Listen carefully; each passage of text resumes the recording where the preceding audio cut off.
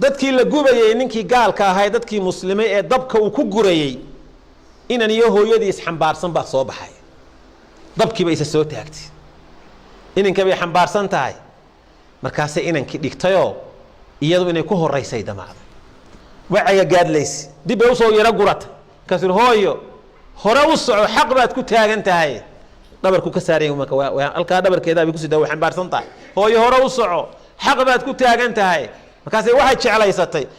ma eegi karayso isagoo dab ku dhacay inay iyadu ka horeyso ba jeclaysatay hooyo marka nafteeda iyadoo baahan oo qatan oo bugta oo daalan iyadii ku dhaqaalaynaysaa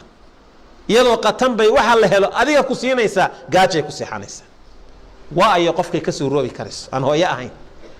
qofkay ka soo roobi karayso waa ay iyadoo haraadan oo maxaan ku taqajaran oo haraad aad u hayo bay iyadoo joojinaysaa inta yar biyaha hayso aday kugu qabanaysaa waa hooyo wax la mid oo qof caynka yeeli kara ifka aan hooyo ahayn ma jiro waalidku marka ma sahlana maxaa rasuulku si gaar ah hooyada ugu sheegaya hooyadu ubadku aabaha way ka baqaan hooyada waa lagu dheereeyaa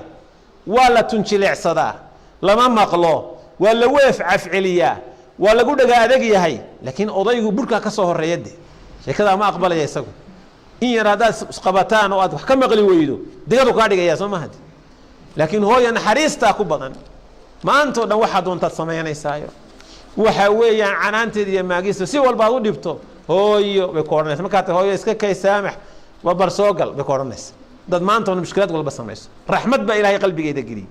subhanahu wa ta'ala abdullah ibn umar isagoo tawaafaya kacbada oo la umraysanayo ayaa nin reer yamaneed ah ayaa kamid dadka tawaafaya kacbada dabeetana hooyadii uu xambaarsan yahay markaasuu geeraaraya anigu waxaan u ahay hooyaday awr layliya oo tababaran oo laylisan baan u ahay haddii awrtu qaarkood ay didaan hooyaday anigu la didi maayo dhabarkan ku sidaa waan cumraynayaa saasuu leeyahay dawaafinaya cabdullah ibn umar oo isna tawaafaya kacbadii bay isku soo beegmeen ya ibn umar aturani jazaytuha ina umarow ma kula tahay inaan hooyaday u abaal guday haddaan iyadoo cumriga adhaxda ku sido maanta tawaafinayo saasuu eegay cabdullah ibn umar laa wallaahi may ilaahay baan ku dhaartay inaadan u abaal gudin hal nabara oo qabtay markay foolanaysa xitaa hal nabara oo qabtay foosh xataa maadan gudin buu yidhi wax kale iska daa waa nabar keliya qabtay xambaarkii iyo sidkii caloosha iyo umushii iyo waxa daa warkeeda korintii iyo dhaqaalayntii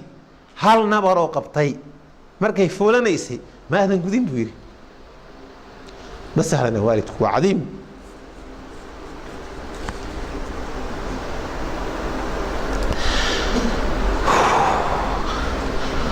rasuulku sallallahu alayhi wasallam wuxuu tilmaamay marka qofku dhinto waalidkii waa dunyada uu ka tago